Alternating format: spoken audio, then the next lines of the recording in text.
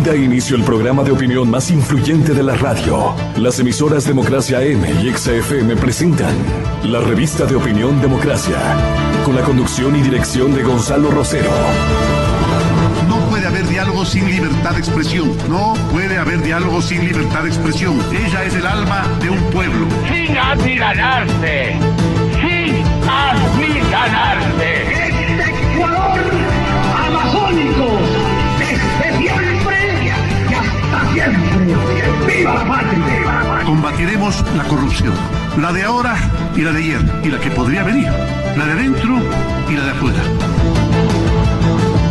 La revista de opinión Democracia. Los temas realmente relevantes, analizados con la visión crítica del periodismo libre. Da inicio la revista de opinión Democracia, el programa en el que usted cree. Comenzamos. Gonzalo Rosero, credibilidad incuestionable.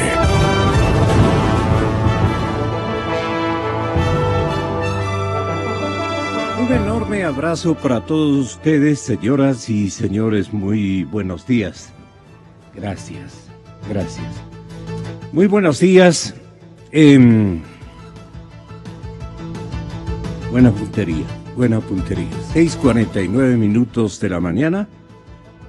Estamos muy contentos de poder inaugurar nuestra semana de noticias, opiniones, novedades buenas y malas, anuncios de austeridad, pero no se concretan. ¿En qué consistirán la lista de ahorros que tiene que practicar comenzando el gobierno?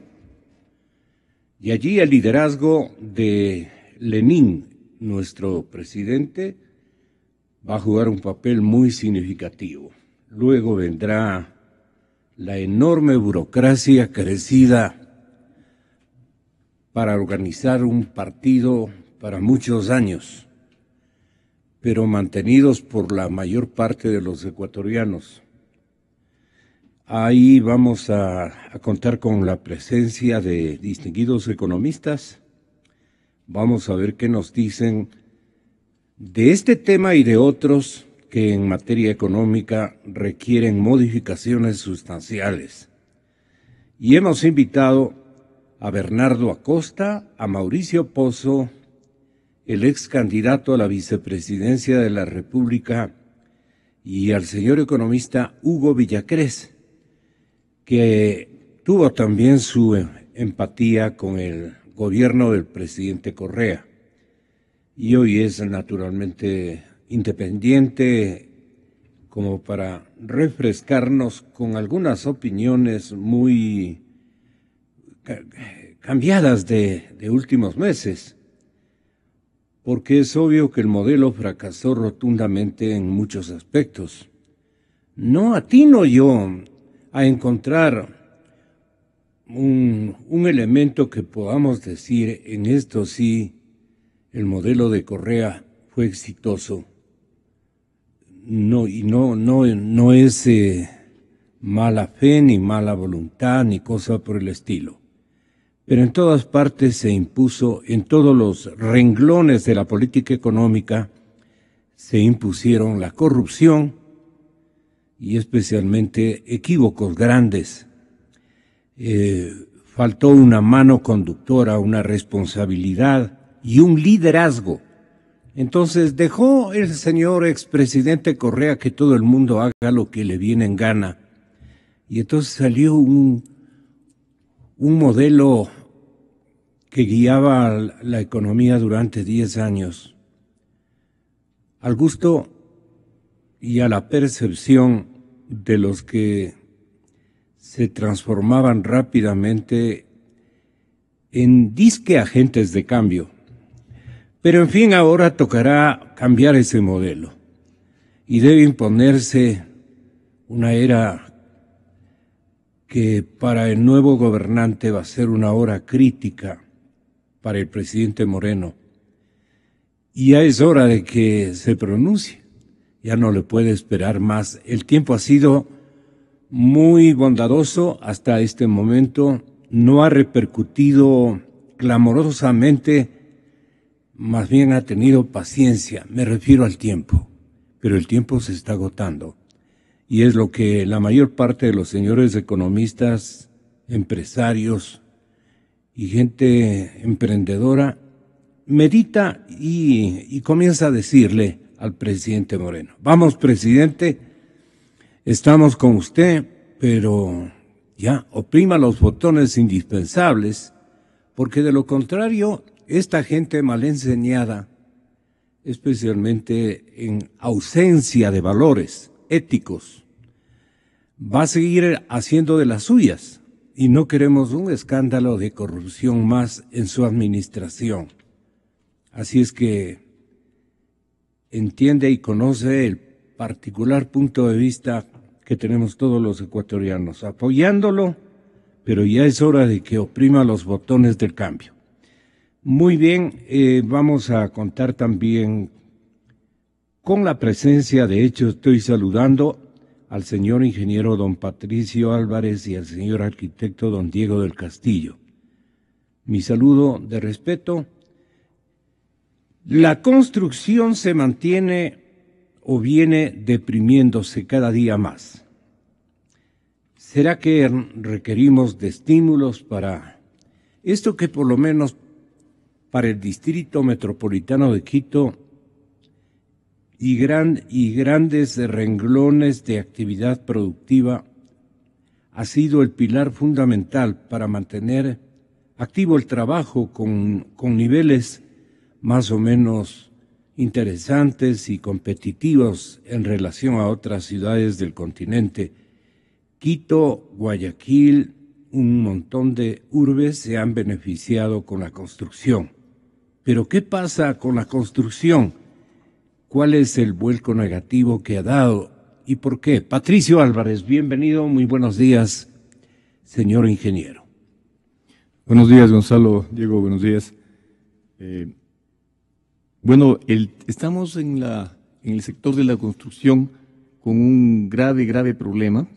Se nos ha venido reduciendo nuestra actividad desde finales del año 2014, inicios 2015, y claro, el efecto de este estancamiento es debido a, yo diría, dos factores importantes. El más importante es los anuncios que daba el gobierno anterior con respecto a una modificación de la ley de herencia, a la modificación a una nueva ley de plusvalía. Eso ha ido bajando la actividad inmobiliaria y finalmente a finales del año 2016, que ya se aprobó la ley, ya fue el toque final al tema de la imposición sobre la actividad inmobiliaria. Si vemos números, estamos viendo que la construcción en proyectos inmobiliarios se han reducido, la aprobación de proyectos inmobiliarios ha bajado. Sí. El que más dice de todos es que el número de metros cuadrados aprobados en Quito ha tenido una reducción de casi un 60%. Significa que hay mucho menos interés por los inmobiliarios de aprobar proyectos y hacer nuevas construcciones. En cuanto a las ventas y las reservas de los proyectos inmobiliarios, eso también ha sufrido una caída drástica. Hay proyectos de algunos inmobiliarios que no han vendido en 10 meses, han vendido una sola unidad en 10 meses. Caramba, qué grave. Y así el tema es muy complicado. ¿Es problema de demanda o es problema de que la gente que hizo construcción más o menos medio alto, me atrevo a pensar de esa manera, se entusiasmó mucho con los precios que regían hace algunos meses y querían ir por ese mismo sendero de estímulo en términos de costos, de precios, digamos, de vivienda terminada? Bueno, el precio de la vivienda terminada yo diría que se ha mantenido en un valor real de mercado. Hay excepciones en las que hay proyectos especiales y proyectos en ubicaciones especiales con ciertas características especiales que obviamente tienen un precio 2.500, 2.600 el metro cuadrado, pero ese no es el punto que debemos ver. La generalidad es que hay proyectos desde 800, 900 dólares del metro hasta 1.800, hay de 2.000, hay de 1.200, dependiendo de la zona. Y la actividad inmobiliaria es una actividad muy competida, porque existen muchos actores, existe mucha oferta. Entonces, el precio no es que puede elevarse porque ya existe sustancialmente, una competencia, ¿no? A la final, los constructores inmobiliarios no somos especuladores. Más bien tenemos, yo diría, una rentabilidad razonable, muy razonable con respecto a la actividad inmobiliaria. El tema es que la bajada de todo esto es que la gente no está con la intención de adquirir un bien inmobiliario. Ya. ¿Y eso de qué depende, Diego? Gracias, Gonzalito. Buenos días, Patricio, a los oyentes, gracias por la invitación. Estamos viviendo momentos difíciles en el país. Y la construcción, por supuesto, un actor muy importante, no es la excepción. Adicionalmente, la construcción tiene que verse siempre de dos partes, la pública y la privada.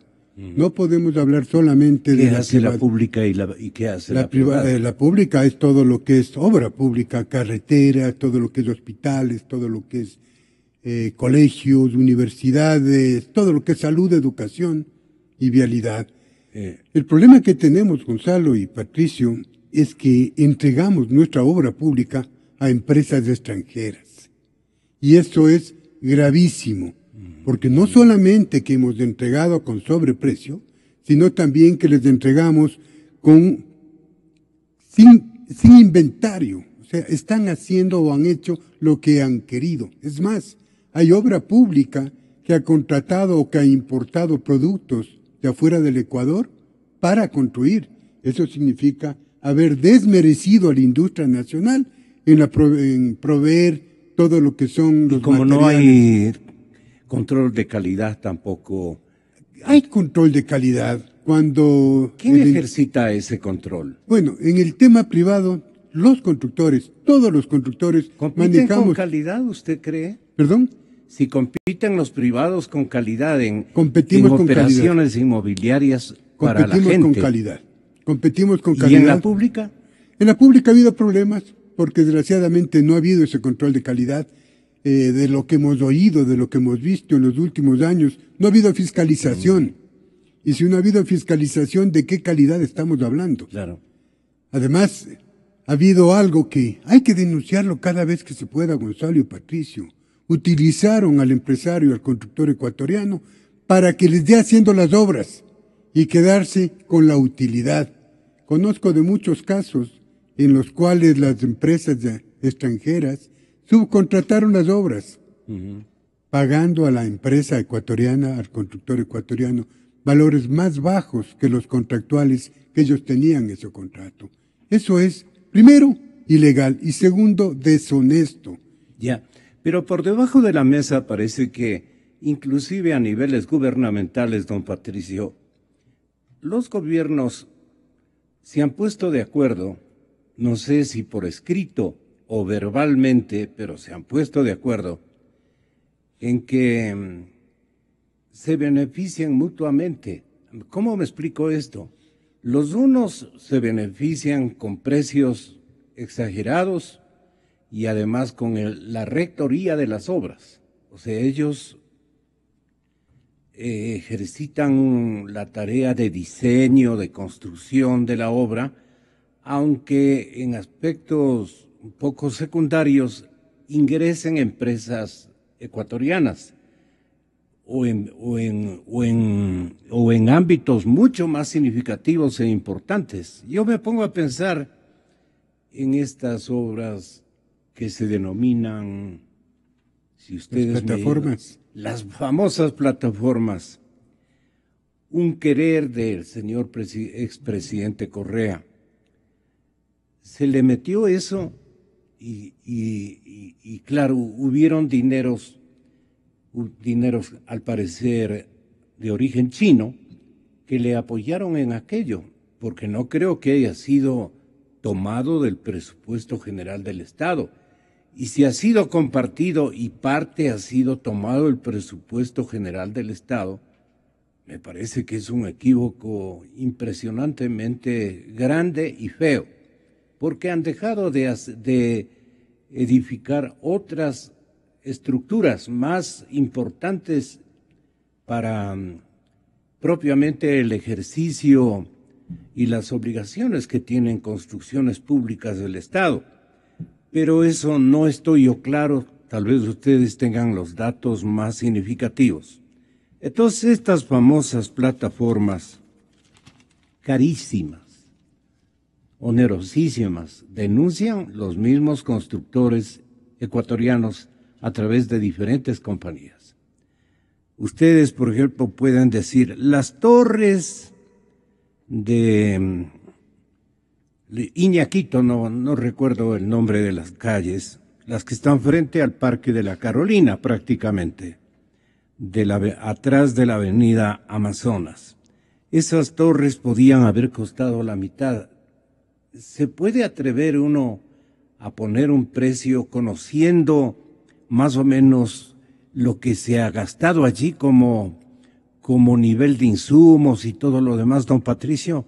¿Y qué referencia o observaciones generales en términos tanto económicos y de calidades ustedes pueden hacer? Porque es un vivo ejemplo o del acierto o del equívoco que ha tenido el gobierno del presidente Correa.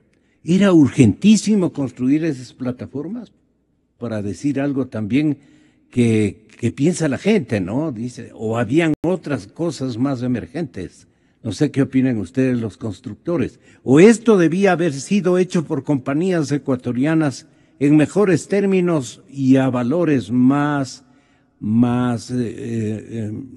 a valores menos costosos que lo que nos han sacado las empresas chinas en generalidad. Bueno, la idea de tener los ministerios en un solo sitio, en una sola plataforma, no es mala. De hecho, es una buena idea porque ahorrará muchos recursos para el Estado. El tema es que contratar estas plataformas con empresas extranjeras, con una empresa china, por el tema financiamiento, entiendo yo que esa es la razón importante. Y luego estas empresas subcontratar con empresas ecuatorianas mal pagadas, entiendo por lo que todos los contratistas que han laborado ahí no han hecho, han sido, digamos, pagado de los precios más bajos posibles y sin que exista ninguna transferencia de tecnología. No es que ellos vinieron acá con un nuevo sistema de construcción o algo que se le parezca. Y en el precio, entiendo que el precio también es exagerado. Entonces, eso no está bien. Lo ideal hubiera sido conseguir un crédito internacional y que sean las empresas nacionales las que diseñen y las que construyan. Yo entiendo que eso hubiera salido un precio. ¿Usted quiere decir que en las plataformas ha habido corrupción porque son demasiadamente onerosas, que han sido castigadas por un sinnúmero de comisionistas o no sé qué haya pasado? Son caras en definitiva, súper caras, dicen. Bueno, sí, yo diría que son más costosas de lo habitual.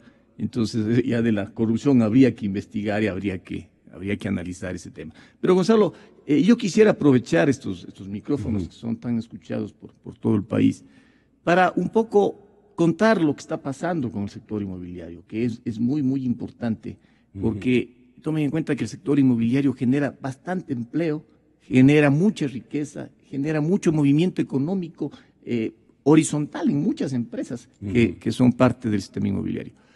Y desgraciadamente no estamos nosotros en estas mesas de diálogo que el presidente está llamando. No nos han convocado, no veo ningún representante del sector inmobiliario para tratar este tema tan grave que tenemos. Y por eso es que yo quiero aprovechar, Gonzalo, para pedir al gobierno, al presidente directamente, que se derogue esta ley de plusvalía. Se derogue la ley de plusvalía porque la ley de plusvalía genera una catástrofe económica al país, no solo al sector inmobiliario. Está paralizando el sector inmobiliario. La ley de plusvalía tiene, por un lado, del efecto de las personas que adquieren el bien inmobiliario, tienen la inseguridad, tienen la expectativa de que van a pagar mucho impuesto, por una transferencia de dominio. Y a medida que un bien sea bien comprado, sea comprado adecuadamente y que genere una rentabilidad por el paso del tiempo, el impuesto va a ser mayor. Por parte del comprador, el comprador está en esa expectativa y por lo tanto no adquiere un bien inmobiliario. Por la parte del constructor, del que hace la construcción, del que genera empleo, del que se arriesga, del que pone su capital, esta ley de plusvalía lo que está haciendo es obligándole a tener una rentabilidad de alrededor del 4% anual sobre sus ventas. ¿Y eso es muy bajo o muy alto? Eso es muy bajo, porque yo prefiero tener la plata en un depósito a plazo fijo, en el que me pagan más y no hago nada. No corro el riesgo, no tengo problemas tributarios, no tengo problemas laborales, no tengo ningún tipo de problemas de tramitología, de obligaciones ni nada. Y por lo tanto no va a haber una inversión inmobiliaria. Si lo que estamos viendo en los números ahora, que ha bajado tanto la construcción, eso es nada con respecto a lo que se viene, porque realmente la ley de la plusvalía todavía no entra en ejecución. Tomen en cuenta que esto es para proyectos nuevos. Cuando uno compra un terreno ahora y lo va a vender en el tiempo, ahí le va a generar el impuesto de plusvalía, para los proyectos nuevos. Ya para los proyectos anteriores no. Para el tema del cobro del impuesto, que se quiere cobrar el impuesto, esta ley no está equivocada en la parte de lo que son las actualizaciones catastrales. Digamos que esa es la parte buena de la ley, porque obliga a los municipios a tener los catastros actualizados y cobrar el impuesto adecuadamente. En cambio, en el otro tema, en el que quiere cobrar un 75% como impuesto, porque este ya es un impuesto, sobre la ganancia ilegítima, llamada ilegítima, que es aquella que va después de calcular el valor del costo del inmueble con un interés a una tasa pasiva. Ese impuesto que va a cobrar, entendidamente ya existe legislación para eso. Y la legislación que existe es el COTAD, es una ley que salió a mediados del año pasado, es la ley para la contratación pública, entonces esas leyes ya existen y ya están cobrando estos impuestos. Pero digo, el estancamiento que estamos en este momento anotando se registra en las operaciones inmobiliarias en todo el país. ¿Depende de esta plusvalía que viene a convertirse en una especie de impuesto que encarece la construcción, o depende también de otros factores? Pero acerquémonos un poco desde su punto de vista al tema de la plusvalía. ¿Qué hizo esta ley? Controlar precios desmesurados de parte de las inmobiliarias que realizaban, no es una crítica porque yo no tengo fehacientemente los datos, que realizaban vivienda más o menos para clases media altas y altas. Y allí creo que la gente se quejaba mucho de que eran onerosísimas esas, más que soluciones habitacionales. Entonces siempre ha habido clases de plusvalías en cuanto a la velocidad con que han crecido. ¿Qué es lo que intentaron con esta ley de plusvalía y qué les falló? ¿O nos falló a todos? Nuestra actividad debería cambiarse de nombre, no llamarse construcción, sino llamarse confianza. Ya. ¿Cuándo construimos nosotros? Cuando tenemos confianza que la economía está bien, cuando estamos seguros que nuestra inversión... ¿Usted cree que la construcción es un termómetro? Es un termómetro, definitivamente. Si el país crece, es porque la construcción está creciendo. Si el país está parado, es porque la construcción está parada. Nosotros somos una de las patas de la mesa que nunca debe descuidarse. Desgraciadamente, la ley de la plusvalía lo que dice, o lo que hace, o lo que quiere decir es que la persona... Lo que propende es que la persona que compra un bien, no le pongamos precio, la que compra un bien, que al cabo de 4 o 5 años quiere venderle, y quiere venderle, por supuesto, ganando la plusvalía de su inversión, pues. No puede ganar la plusvalía ilegítima, nombre puesto por el gobierno, porque esa diferencia tiene que ganar el gobierno, tiene que recuperar el gobierno en un 75%. Los constructores somos los que más apoyamos que se cumpla la ley. Si hay que pagar, lo pagamos. Nosotros como sector de la construcción que ocupa tanta mano de obra no calificada, no tenemos exoneración de nada. Y está muy bien, porque la construcción es la que más tributos paga en lo que tiene que ver con ICE, con IVA, con impuesto a la renta. Está muy bien. Lo que está mal es que se trate de castigar a una actividad que lo único que quiere es crecer en función del país. Nosotros los constructores, lo que pedimos es un trato igualitario al resto de actividades. ¿Por qué se le tiene que cobrar plusvalía a una persona que arriesgando su capital familiar se compró una casa barata, cara, muy cara? ¿Por qué tiene que castigarse? Porque le subió el precio. Bien está, qué suerte. Acá se hablan de cosas que no se entienden. Dice que el gobierno nos ha construido un edificio, que nos ha construido una mega obra y que la plusvalía subió y que esa plusvalía tiene que ser pagado por todos los habitantes que están cerca de la mega obra. Pregunto, ¿qué pasó con la mitad del mundo con esa mega obra?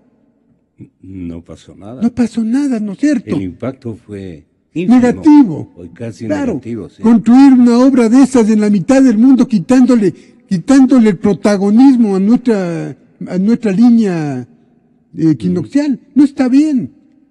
Cierto, hay cosas que están bien. Se hace carreteras, pero esas carreteras sirven al agro, no sirven a la ciudad, ¿no es cierto? Son de unión entre diferentes polos de desarrollo. Allí hay un equívoco de las municipalidades, en el caso del distrito. Los dos últimos alcaldes han cometido errores en aplicando las plusvalías, ¿no es cierto? Esta especie de impuestos o de premios, digamos. Se han exagerado los oferentes, y los demandantes porque les gustó el sector, porque por un sinnúmero de consideraciones han tenido que pasar por pagar precios tremendamente injustos, por decirlo menos. Esto debe haber habido de todo. ¿Cómo se debe manejar este rubro, según usted, ingeniero Álvarez? Bueno, el impuesto de plusvalía se debe manejar dependiendo del hecho generador de la plusvalía. Existen algunos hechos generadores. Por ejemplo, el cobro de los cambios de ordenanzas territoriales. Si es que existe un cambio de ordenanza territorial y beneficia a un predio, el municipio debería tener ahí un valor de cobro por ese efecto. El impuesto a la utilidad o transferencia de dominio que se paga ahora, que es del 10%, eso se está cobrando de acuerdo al COTAD. Cada vez que uno hace una transferencia de dominio entre lo que compró y lo que vendió, paga el 10% de impuesto. A partir de la segunda. No, esa es la ley anterior, que está en el COTAD. Pero paga del 4% con eso. En las constructores estamos con el 4%. Para las personas normales el 10% y se va descontando un 5% anual. Luego tenemos el otro hecho generador, son las obras públicas realizadas por el Estado. Para eso tenemos la ley, que es la ley de la contratación pública, que salió el año pasado también. Luego tenemos el incremento de edificabilidad. Si un municipio da un incremento de edificabilidad, ahí es donde puede cobrar ese valor adicional. Luego tenemos la autorización para subdivisiones y urbanizaciones, también se cobra un impuesto. El cambio de uso del suelo, también existe una ley que cobra ese impuesto. El impuesto a solares no edificados que cobra el COTAD, también se cobra un impuesto. El impuesto por obras en el distrito también cobra ese impuesto. Entonces tenemos ya legislación que está cobrando valores para los predios que van incrementándose tanto en uso como en mejoras por parte del Estado. El tema es que ya existe toda esa legislación, por lo tanto, ¿para qué queremos otra ley? Hagamos que un reglamento o algo que cobre, que los municipios y los GATS tengan la posibilidad de cobrar todos estos valores que son importantes. Por ejemplo, el caso de Colombia. Sí. En los municipios de Colombia, que tienen una ley muy parecida a la nuestra, en la parte de plusvalía, Ellos, digamos que Medellín, Bogotá. Sí, todos los municipios que ya se acogen a la ley de cobro de plusvalía en Colombia, y es muy parecido. Allá. Y ellos tienen un ingreso, las municipalidades tienen un ingreso muy, muy importante por el cobro de todos estos hechos generadores. Viene el municipio y le dice, usted, señor, voy a cambiar su suelo de rural a urbano, y eso ya le genera al municipio un ingreso. Y así todas las actividades que hacen, todas las aprobaciones que hacen esos municipios son recaudados y son fuentes para la riqueza de la ciudad, para mejorar las obras y para eso.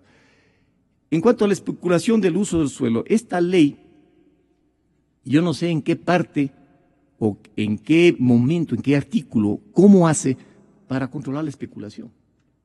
Esta ley controla la especulación solo en el título. Claro. Solo en el título. Pero en la segunda parte, en la que dice colocación de tributos, ahí sí pone, ahí sí funciona, porque nos está colocando un tributo del 75% a las empresas inmobiliarias, a los que vamos a hacer obra, a los que vamos a generar empleo, a los que vamos a dar trabajo. 75%, cuando lo lógico es que la oferta y la demanda sean aquellos que den el precio, que pongan el precio a los bienes inmuebles. Yeah. Y como decía hace un momento, nosotros tenemos una actividad inmobiliaria en la que existen muchos actores.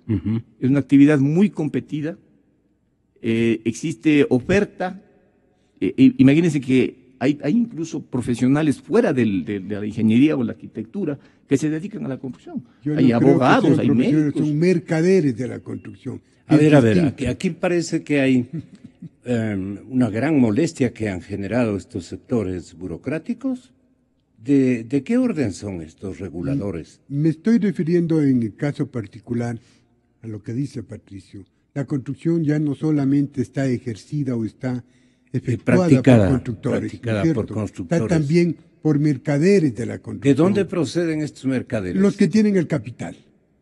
Tienen dinero y piensan que invertir en construcción es un gran negocio, se ponen a invertir. ¿Hay capitales colombianos en el sector de la construcción de Ecuador? Difícil es que uno pueda decir que hay o no hay, porque al menos en el caso particular, yo creo que Patricio también, nosotros trabajamos con capitales nacionales, con plata, muchas veces arriesgando nuestro patrimonio familiar y con plata del banco. Nosotros no estamos pidiendo ni trayendo dinero. Pero ya afuera. depende entonces del tamaño de cada empresa inmobiliaria, la dimensión de las operaciones inmobiliarias que se... Porque, por ejemplo, y perdone por traerlo a colación o por hacer un parangón, lo que se ve en Uribe y Shuarco, por ejemplo, es una dimensión gigantesca de una constructora que está en 10 puntos solamente de nuestra urbe y con proyectos gigantescos. Todo el mundo aplaude naturalmente aquello porque revierte en un intercambio multiplicador de comercio y de mano de obra, de profesionales y todo lo demás. Pero allí, ¿qué puede producirse en términos de competencia leal entre unos y otros?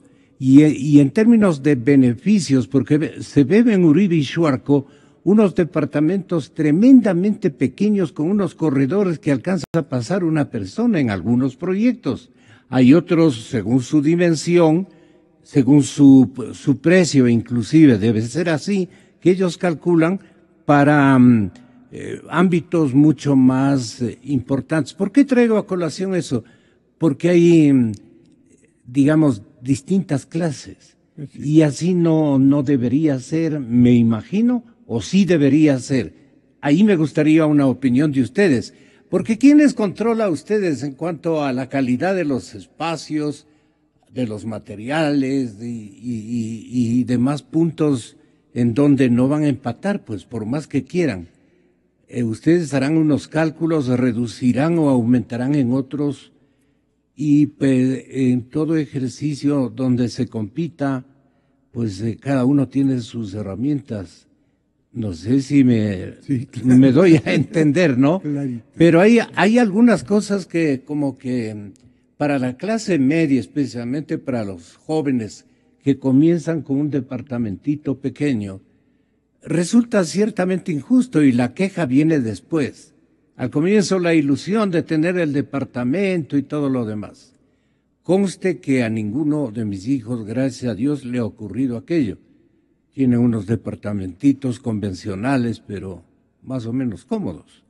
Pero hay otros jovencitos que se quejan y a la vuelta de un año están desesperados porque vivían asfixiándose en ese tipo de edificaciones.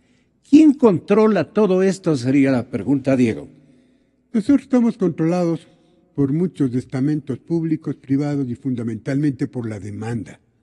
Nosotros estamos como libro abierto a la opinión pública, porque cada vez que un cliente quiere comprar un departamento o una casa, no es que compra la primera casa que ve, se da las vueltas y se pasea por todo el distrito buscando qué es lo más conveniente. Es la compra. Claro, qué es lo más conveniente compra para su vida, ¿no es cierto? Patrimonio. Para su desarrollo familiar.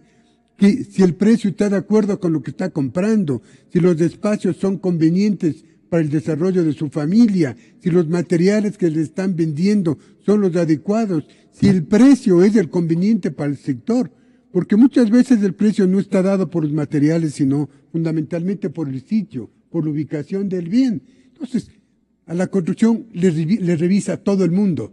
Y finalmente nosotros estamos dispuestos a que nos fiscalicen y nos revisen, porque esa es la obligación del profesional.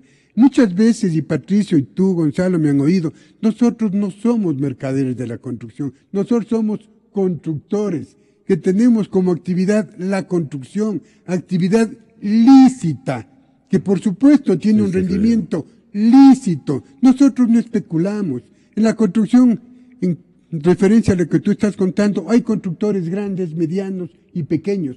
Todos tenemos la misma obligación para con nuestra actividad, para con nuestra... Pero también hay marcas. Por supuesto que hay marcas. Pero ¿Tú tienes una marca? El señor arquitecto tiene otra. Y yo he visto las construcciones, por ejemplo, de la marca de tu contertulio, y son fantásticas. Sí, así es. Son fantásticas, hechas con muchísima calidad y conciencia. Con compromiso Ustedes para no la creen. actividad. Exactamente. Entonces, eso hacemos. Nosotros, ¿qué busca el constructor? El constructor que está dedicado a esta actividad, no solamente porque es una actividad, sino porque nacimos para ser constructores. ¿Por qué estamos en esto? Porque lo nuestro es servir, lo nuestro es dar atención a la gente. Lo nuestro no significa ir, construir 4 paredes, vender y coger la utilidad, no. Lo nuestro es que la gente que vive en esos departamentos, en esas casas construidas por nosotros, tenga la comodidad y la facilidad y la tranquilidad de vivir en una casa construida por un profesional. Que no da lo mismo que el gerente o el director del proyecto sea un abogado, un dentista, un economista. No da lo mismo, porque no sentimos lo mismo. Nosotros crecimos y nos formamos para ser constructores, para ser, en el caso mío, arquitecto, en el de Patricio, ingeniero. Esa es nuestra obligación. Ahora, los grandes, claro, hay gente que quiere construir menos y vender más. Bueno, si les va bien, qué alegría, porque ese dinero de todas maneras está circulando en la economía y hay trabajo.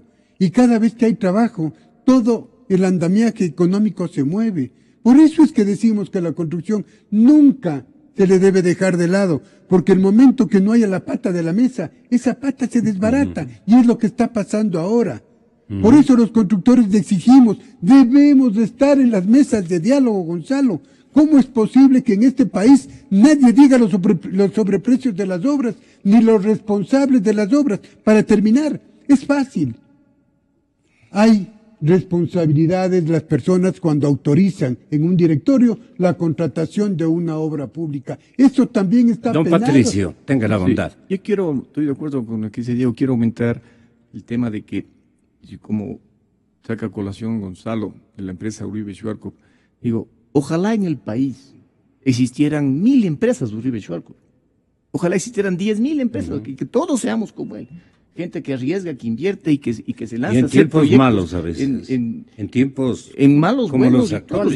y lo hace. Y usted ve las obras, se ve unas obras interesantes con buena seguridad industrial y todo. No he visitado sus obras, no las conozco por dentro, pero de lo que veo por fuera lo veo bien. Y ojalá todos hagamos eso. ¿Por qué? Porque eso genera trabajo, eso genera empleo, eso genera recursos, inversión, movimiento económico. Pero no, ahora no es así. De aquí en adelante, no sé si a Uribe Schwarco le interesa seguir construyendo. No sé si a mí me interesa seguir construyendo y a Diego. Lo más probable es que no. Lo más probable es que con esta ley, y sería interesantísimo analizar la ley, Gonzalo, porque nadie analiza la ley en realidad. Es que nunca para las construcciones.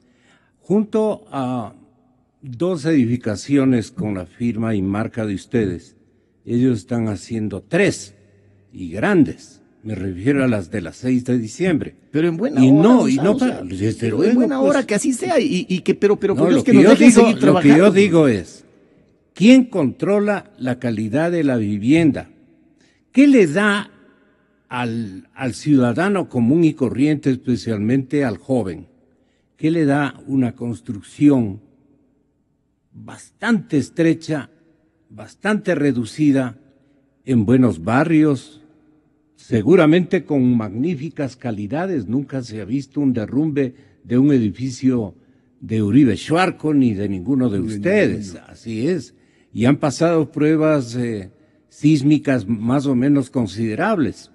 Pero digo yo, tiene que haber también un patrón, y ahí el Distrito Metropolitano de Quito, es decir, el municipio, tiene que también contar, y los colegios de profesionales también tienen que contar con una especie de acuerdo simultáneo, como para don Patricio, hacer que la vivienda en el Ecuador y especialmente en nuestras urbes más vistas por el género humano que viene a nuestro país, las vean con agrado, las vean muy bien fortalecidas, como ocurre con las ciudades colombianas y ahora ya con las ciudades limeñas también, están haciendo magníficas obras. El constructor está regulado por ordenanzas muy estrictas.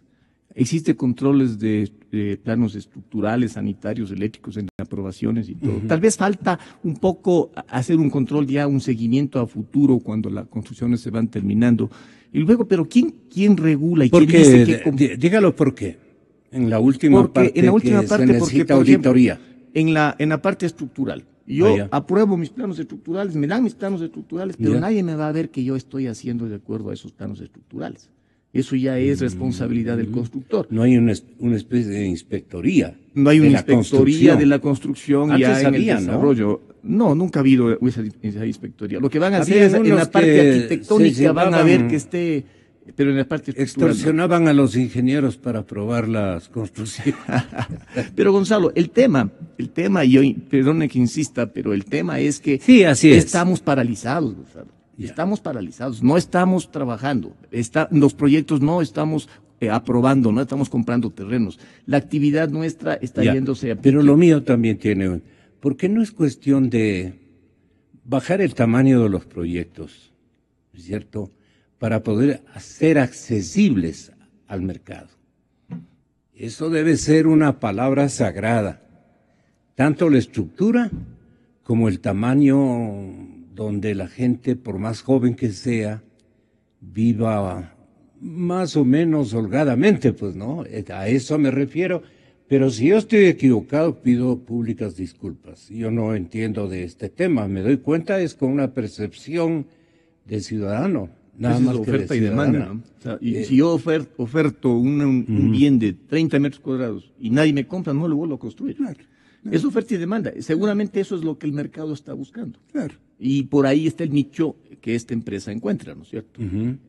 Viviendas pequeñas, etcétera. Pero eso es oferta y demanda al mismo tiempo. Pero también tiene de las otras, ¿no? Tiene cosas muy cómodas. Por supuesto. Pero eso ya lo regula el mercado y dejemos que la actividad sea regulada por el mercado y no que nos pongan en una camisa de fuerza. Patricio y Diego, voy con Diego.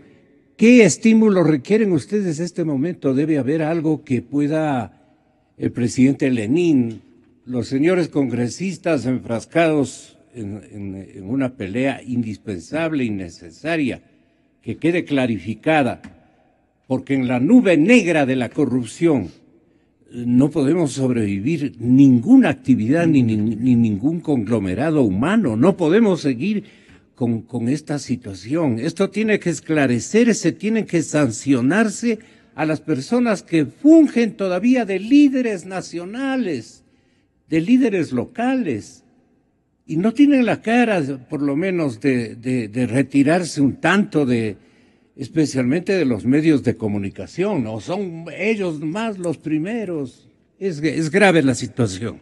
Entonces yo lo que quiero decir es qué podría servirle a la construcción que genera tanto empleo y multiplica tantos beneficios de intercambios. Esa es la verdad. ¿Qué requieren ustedes? ¿Podrían representar esa necesidad tal vez? El primer tema es confianza. Lo primero que se debe hacer es transparentar toda la economía y todos los problemas que ha tenido el país. ¿Quién va a invertir en un país donde no hay la seguridad jurídica? ¿Quién va a invertir en un país donde hay corrupción? ¿Quién va a invertir en un país donde nadie le garantiza que sus justas utilidades pueda recuperar?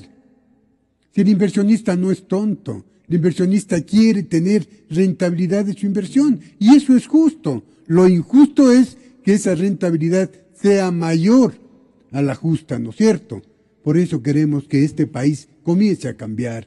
Por eso queremos que el presidente Moreno nos considere y nos tome en cuenta cuando hay que opinar de la construcción. No es posible que hablamos de construcción y la ministra de la Vivienda es psicóloga, doctora en alguna cosa, pero no tiene idea de lo que es construcción. Creo que es psicóloga. No sé, porque yo en la construcción nunca la he visto. Entonces, en esas cosas estamos mal.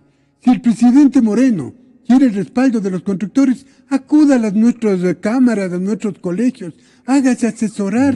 Además no le va a costar, porque para eso están los colegios y las cámaras, para asesorar en el tema de construcción. ¿Qué queremos? Que el presidente Moreno hable con la banca y le diga a la banca, vea, invierte en construcción, porque eso me ayuda a mover la economía, porque me ayuda a generar empleo. ¿Qué queremos del presidente Moreno? Que le diga al ciudadano, vea señor, vamos a derogar la ley de plusvalía, la ley de herencias, invierta en vivienda, haga de su familia un futuro, construya para su familia. ¿Cómo se construye?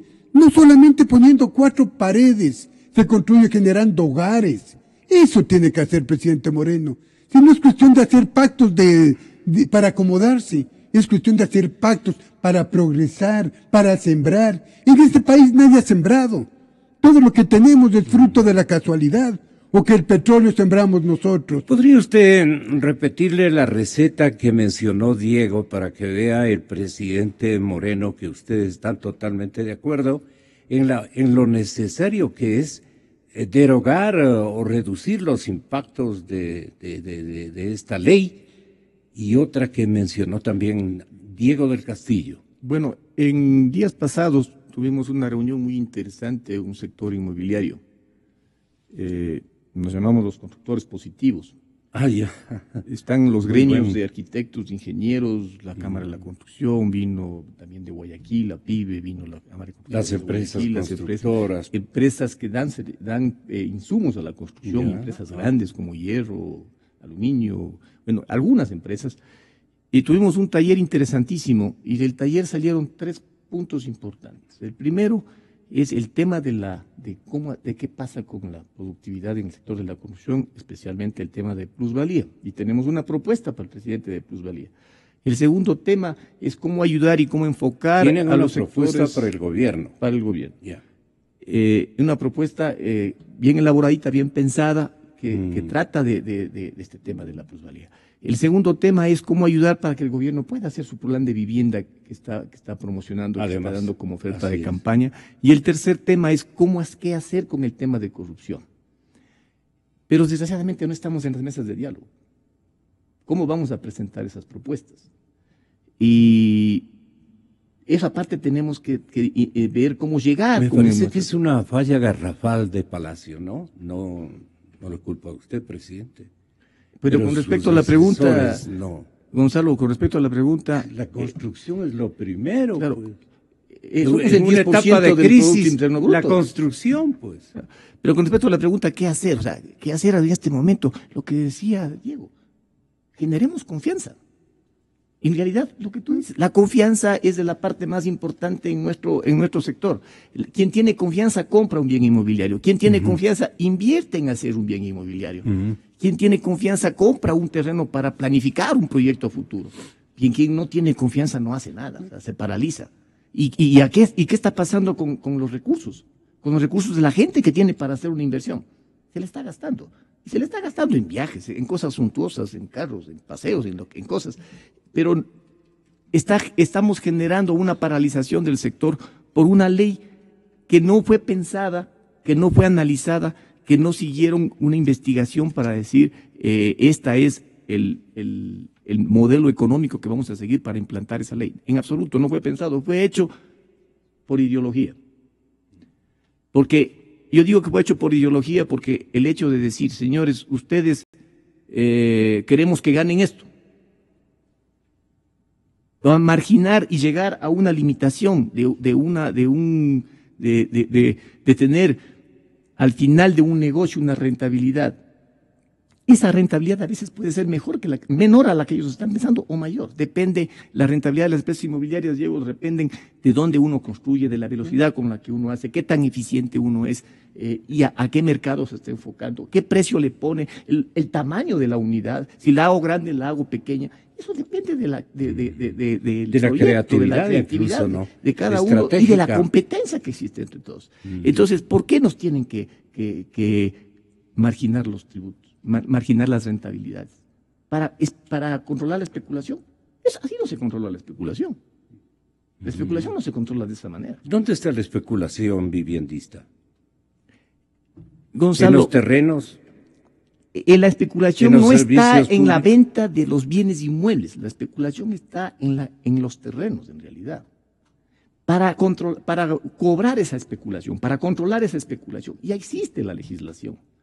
Y que es la contribución onerosa. ¿Cuál es la ley que corrige eso? Tenemos el COTAD, tenemos la ley orgánica de territorio y gestión del suelo, que fue aprobada el año pasado. Tenemos la ley esta de la contratación pública que cobran las obras que hace el Estado en sus zonas. Y el tema es cobrarlo bien, o sea, ejecutar esas leyes para que se cobren. Y obviamente ahí sí se va a cobrar con justicia. ¿Por qué? Porque si yo pido un cambio de uso de suelo, me van a cobrar. Si yo pido que me incrementen la edificabilidad de un edificio, me van a cobrar. Si por mi propiedad pasa una obra que hace el Estado, ya tiene la ley para cobrar. Entonces, ¿para qué poner una ley que cobre el 75%, ¿sí?, de las ganancias de los constructores? O sea, no tiene sentido. O sea, eso tiene que derogarse, esa ley, tiene que derogarse. Y la verdad es que no hace falta que la deroguen. ¿Por qué? Porque podemos mantener una parte de la ley, que sí es interesante, lo que les decía hace un momento, la parte de la actualización catastral. Esa parte está muy bien, porque eso va a ayudar. Que se vaya adaptando. Claro, eso va a ayudar mucho a poder cobrar todos estos cambios de uso y estas mejoras en las... ¿Qué está mal entonces, para que quede claro? Lo que está mal es todo lo que corresponde a esa famosa fórmula que cobra el 75% del impuesto en esa ley. Eso tiene que desaparecer. Tiene que quedarse la parte que vale de la ley. ¿Y qué es lo que está mal? Pues que nos paralicen, que no nos dejen trabajar, que nadie quiera invertir, que nadie quiera comprar, que nadie quiera construir. Eso es lo que está mal. Es que necesitan para tanto empleado público, necesitan dinero. Exactamente, si necesitan tener recursos, entonces déjennos desarrollar la actividad. Eso genera muchos recursos, mucho IVA, mucho impuesto a la renta y genera una cantidad. Nosotros pagamos bastantísimos impuestos, Gonzalo. Yo sé, por eso digo, es que los sacrificados son los que pagan los impuestos para beneficiar a un sector público desmesurado que tiene que recortarse. Y algunos privilegios, etcétera, etcétera. En eso creo que está el equipo económico intentando reducir con el señor ministro de Economía y Finanzas. Entonces, en él confiamos. Ya mismo aparece con una solución y un diseño nuevo de los gastos que debe hacer el Estado. Gonzalito, yo y de la quisiera austeridad. hablar de esto y demostrar al gobierno cómo financiamos el presupuesto a los constructores. Nosotros tenemos un terreno en área urbana, hablemos de la ciudad de Quito, que paga un impuesto predial. Pongamos el 100%, no le pongamos valores, hablemos de porcentaje, el 100%. Ese terreno sirve para construir un edificio. Patricio es constructor de edificios. En ese terreno se construye un edificio, serán 20, 30 departamentos. Ese 100% que se pagaba impuesto predial, una vez construidos los 30 departamentos, se paga, ¿será el 3.000 o el 4.000% en impuestos? Porque cada departamento paga por su alícuota. Lo que antes se pagaba por terreno, se paga ahora por alícuota de cada departamento. Eso significa financiar. En esta misma semana, esto que es el segundo capítulo de la generosa presencia de ustedes. Se me fue el tiempo. Gracias, don Patricio. Muchas gracias. Gracias también, Gonzalo. Yo creo en la radio. Creo en la verdad. Creo en Nexa FM. Inicio de espacio promocional.